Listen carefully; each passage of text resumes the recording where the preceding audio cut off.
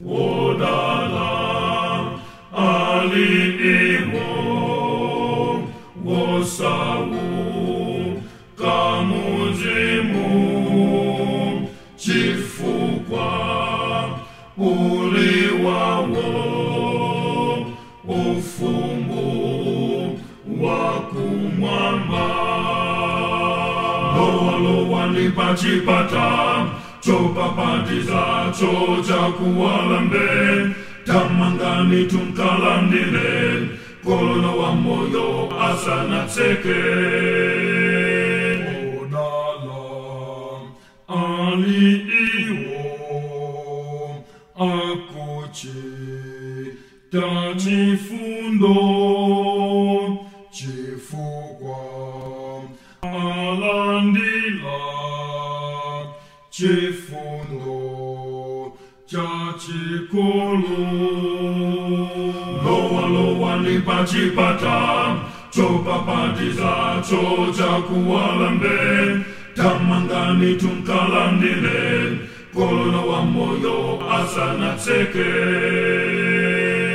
Odala ali iwo onyera mtima mwao patiku lomaliza atao na mulongo.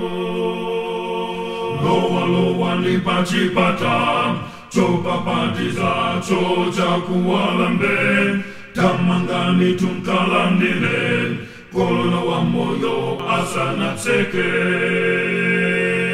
Odala ali iwo akuchi tamtendere chifukwa atachedwa anatu amulungu.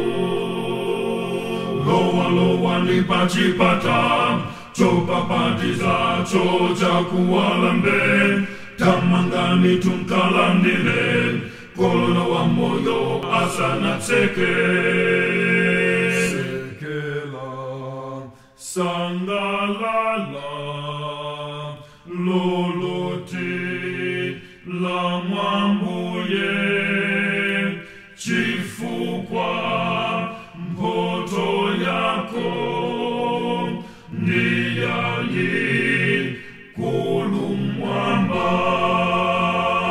Lowa nipachipata chopapatiza chocha kuwalambe tamangani tunkalandile kolono wa moyo asana tseke.